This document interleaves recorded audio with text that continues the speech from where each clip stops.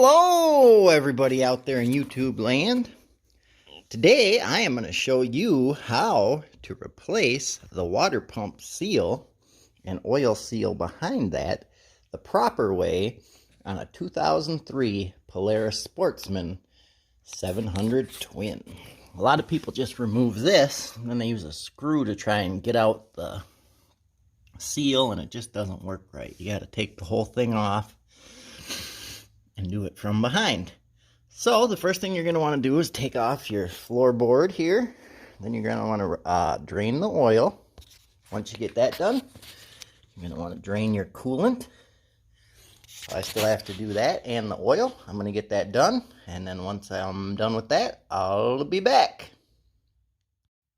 Alright, so I have all the oil and the coolant drained.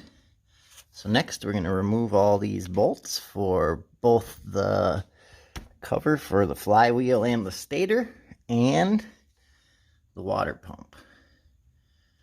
First we're going to start with the stator though and the flywheel, because we're going to get this cover off. Then we got to take off the flywheel and the stator. Then we'll remove this down here, and there's a plate that comes off. So we're going to get to that. Alright, I am back. So I have the flywheel pulled off. You have to use a Polaris flywheel puller. And that pulls the flywheel off. Then you have to remove the pickup coil and the stator. Make sure you don't lose your little key there for the flywheel or drop it into the oil pan underneath.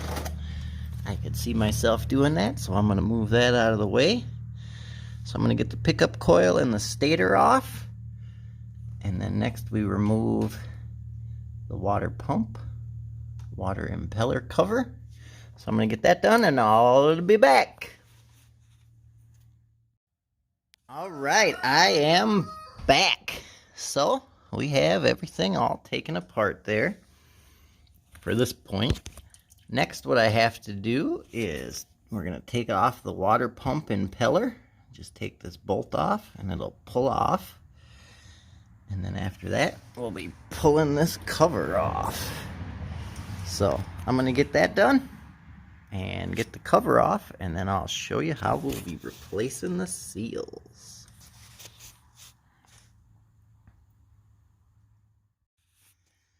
All right, we are back. So right here is the seal in question. So as you can see, it failed. That's why there's oil right there. So for the rubber one, you just use a screwdriver and pull it out.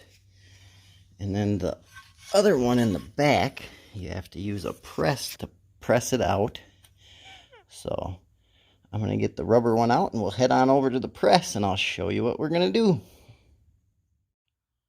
Alright, I got the rubber seal out, and as you can see, there is oil in there. There is not supposed to be. And then it went through here and was getting into the coolant. So we're going to head on over to the press over here. I'm going to get it all set up, and then we'll go from there.